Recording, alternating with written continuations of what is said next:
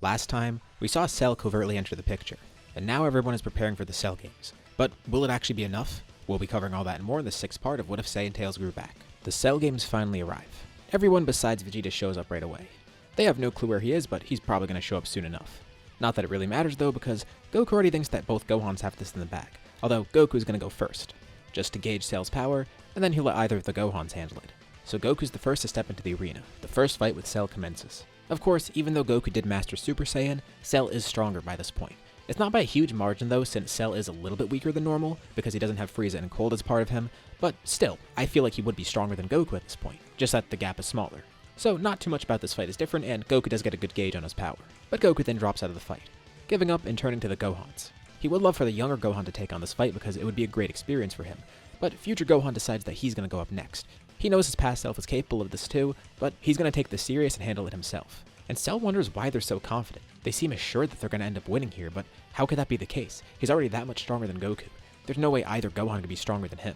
One other thing to mention is Goku might be marginally stronger because he had 2 training partners in the room of Spirit and Time. Their training in there was more effective because they had an extra person. So it's a weaker Cell fighting a stronger Goku, but there's still that gap. How much stronger can either of those Gohans truly be? Future Gohan's the next one up. He's finally going to put an end to the androids, and then return back to his timeline and fix that. He and Cell begin fighting, and it doesn't really go anywhere at first. That's because Gohan's also trying to be cautious, and he's trying to conserve his energy. And Cell could pick up on this right away.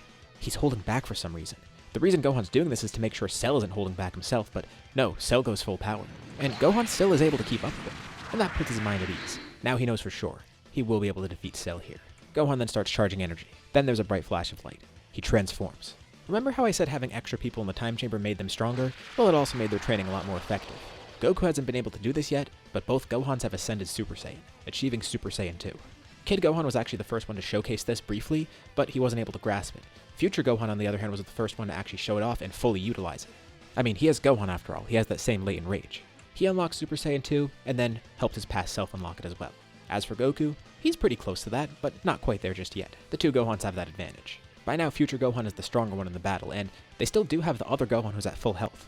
Even with Cell regenerating and recovering, it's not going to be enough. Not to mention, Future Gohan is a lot more level-headed than Kid Gohan would be, and he's more focused on finishing it than Goku, for example. He's the worst person for Cell to be fighting up against. He's stronger, he's somewhat calm, and worst of all, he actually acts like a rational person. Their victory is assured, and with ease, he defeats Cell, hitting him with a powerful blast that destroys most of his body, and it looks like Cell is dead. By now they might have seen that he can regenerate, but only very briefly. Goku didn't do that much damage to him in the first place. And after Gohan's attack, Cell is completely mutilated, so he falls to the ground, seemingly dead. The thing is, Cell is basically near dead here. It's not like when he blew himself up and then regenerated and got stronger, it's more like when Goku destroyed half of his body and then he regenerated from that. Cell is losing energy from regenerating, and right now, he's basically playing dead just to figure out his next move. He has to think quick though. They're probably going to be able to sense his ki, and he needs to regenerate at some point. He has one idea in the back of his mind, but he's not really sure it'll work. Of course, over the past few days waiting for the Cell games to begin, he's kind of just been standing here. But there are a lot of things that have been on his mind, particularly what types of powers he could use. Anything that Goku and Gohan could do, he should be able to do as well. And he knows about that Grade 8 form that they draw upon. The issue is, the form is only a 10 times boost. They've moved beyond Wrathful by now because, well, they have Super Saiyan. Especially with it being perfected, and with both Gohans actually going beyond Super Saiyan, what's the point in using that anymore? Besides when they're just conserving their energy. Super Saiyan is way better.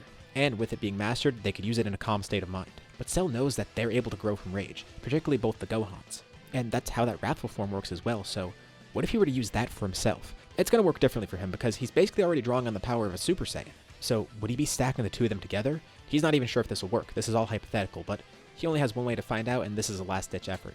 Well, besides blowing himself up, that is. That's the real last-ditch effort. Cell then regenerates, and the instant he regenerates, he holds up a hand, charging a strange ball of energy in it. No one knows what he's doing at first, but when Goku and both Gohans look at it, they have a familiar feeling inside of them.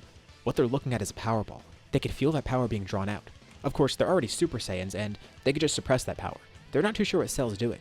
They think maybe he's trying to force them to turn into their Wrathful forms, which would end up weakening them, but that's not going to work. They can maintain Super Saiyan just fine, and that won't cause them to de-transform. But that's not what Cell's doing. He's trying to draw the power out of himself.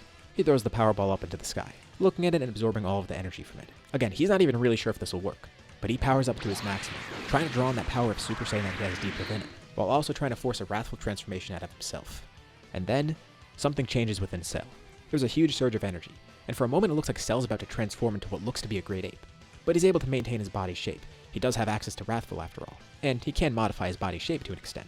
He's mixing both of these powers together at once, while also retaining the humanoid form.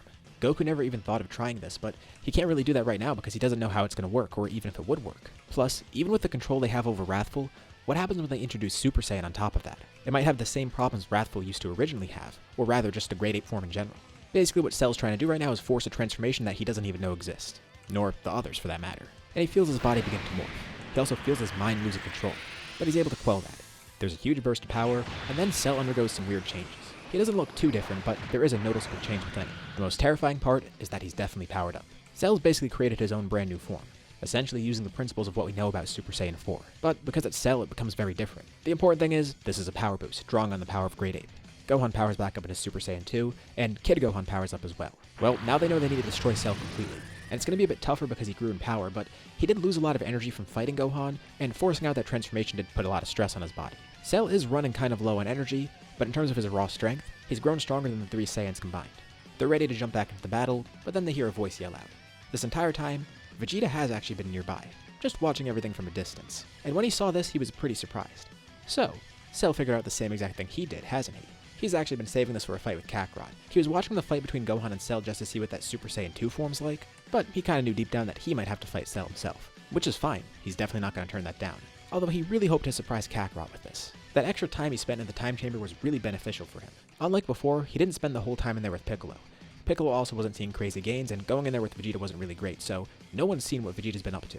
In the time chamber, he achieved 2 things. First off, he mastered Super Saiyan. But then he found something brand new, essentially what Cell just figured out himself. And he thanks Cell for creating the fake moon. It's gonna save him some trouble. Vegeta goes Super Saiyan, and then looks up at the fake moon. Unlike his Wrathful form, he can't just draw this out right away. He feels like maybe down the line he'll be able to, but for now, he needs to activate it like a regular Grade 8 form, while also being a Super Saiyan. And as Vegeta absorbs all the energy from this fake moon, he undergoes a very similar change. Goku and both Gohans aren't capable of this just yet, but they definitely will be able to get there eventually. They just didn't think of this yet. But Vegeta tried everything, and he figured out how to master his body's response to this, forcing the power of Wrathful out while he's a Super Saiyan. It requires a fine balance, but it has a great result. And initially when he tried this, he actually went berserk for a bit. Thankfully he was in the time chamber, and thankfully he didn't lock himself in there either. He could have easily destroyed the entrance, but he has control over this now. He gives this form a very simple name, Wrathful Super Saiyan, aka what we know as Super Saiyan 4. It looks completely different from the other Super Saiyan forms, but they can definitely see the Wrathful part of it. This form draws upon the true roots of a Saiyan, and Vegeta's really glad that he's the first one to discover this. Now Cell's a bit worried because he just pulled this off and he didn't expect Vegeta to have this too. And Vegeta tells Gohan to drop out of the fight. He's going up next. Vegeta goes in to fight Cell. He also knows now about Cell's regeneration, so once he destroys Cell, he's going to destroy every little bit of him. But he's still going to enjoy this battle, especially because Cell just unlocked this power for himself. So he holds himself back a bit. But this form isn't fully perfect for him yet, and he's kind of draining a lot of energy himself. So he holds back for a bit and lets Cell fight, just to see what he's capable of. But it becomes very clear that Vegeta definitely has the upper hand. He tells Cell he's truly a marvel of engineering, to think that he was able to discover that Saiyan power. Unfortunately, the genius of Gero can't beat his Saiyan pride. Vegeta then charges his full power and finishes Cell off with a new attack of his, the final Shine Attack. This erases every little part of Cell. There's nothing for him to regenerate from. They don't even know about his core yet. They just know that he could regenerate from really bad conditions because Gohan destroyed a huge chunk of his body. And with that, Vegeta is able to kill Cell, and then he de-transforms back to normal. Then looking up at the artificial moon, destroying it with a small ki blast. As you could probably imagine, Vegeta's on top of the world right now. He just defeated the guy that they were having trouble with. Well, not at first, but after he transformed they were. But more importantly, he discovered a brand new form that they didn't even think of yet. It's impressive that they went beyond Super Saiyan, although Kakarot hasn't fully done that yet. But while they were so focused on going beyond Super Saiyan, well, they were only really thinking one step ahead. Vegeta was thinking outside the box, trying to combine Super Saiyan with something. So now he's unquestionably the strongest, which is great for him. And this actually does surprise Goku a lot. Huh, he can't believe he never thought of that. Maybe going back to the basics was a really good idea. Thankfully, him mastering Super Saiyan actually jump-started Vegeta as well because he then was able to master it for himself. Thanks to having the experience of controlling Wrathful before and training with that, he applied a lot of the principles of that to Super Saiyan, which made the process of him mastering Super Saiyan even quicker than before. And with both forms mastered, he moved on to the next step. So that's how he was able to master Super Saiyan in the second time in the time chamber, then having enough time to go even further. And Vegeta stays on Earth from here on out. He grew so much stronger here so quickly. Plus, he's gonna get to fight Kakarot, and he knows he's the strongest right now, so it's kind of an ego trip for him. Of course, he gets his fight with Goku eventually, and he ends up winning the second one. No contest. Even with how much stronger Goku's grown, he now needs to play catch up with Vegeta. Thankfully, he knows exactly what he needs to do, but it's still gonna take a little bit of time. But the important thing here is, this timeline is safe. And that means Gohan can go back home. You know, things didn't really go as planned, especially because he didn't know about Cell, but it's good it went that way because, well, like I said, he didn't know about Cell, so of course that's one great thing, because now he's not going to be surprised by Cell in the future. But more importantly to him, he got to spend a lot more time with Goku. Had things not been so messed up, he wouldn't have had that year at the time chamber. And it's great that he grew a lot stronger because this is going to help him defeat the androids, but he got to make up for so much lost time with Goku. It was interesting spending time with his past self as well, but he knows himself, it's him. As for mostly everyone else, he hasn't seen them in so long. Goku, Piccolo, Krillin, everyone like that. He's thankful to still have Chi-Chi and Bulma in the future. But even in what seemed like a bad situation, he was able to find some good in it too. But as great as it is spending time with everyone here, he needs to go back to his timeline. That's the reason he came here in the first place, and he's got to rectify everything there. He thanks everyone and wishes them well, entering his time machine and returning to his timeline. Of course, by now, he has more than enough to defeat the androids. Even if with just mastering Super Saiyan, he would have been able to do this, but with Super Saiyan 2, it becomes even easier. He makes it very quick, but he does take great pleasure in it. After all this time suffering from the games with the androids, they're finally free from all of that terror. And obviously, he's going to be prepared when Cell arrives. An imperfect Cell shows up and tries to steal the time machine from him, but there's no chance that he's doing that. Gohan kills him really quickly and prevents that from happening. Although, had the Cell become perfect somehow, he would have even been prepared for that. Things turned out pretty well here, and he's going to do everything in his power to ensure that this timeline remains safe. Especially now knowing about that wrathful Super Saiyan form, maybe it'll be good if he works towards that too. Especially as the strongest person here and the only one that's able to defend Earth like that, it's definitely going to be worth it for him to learn a power like that. With future Gohan finally saving his timeline, this is where we'll leave off for now.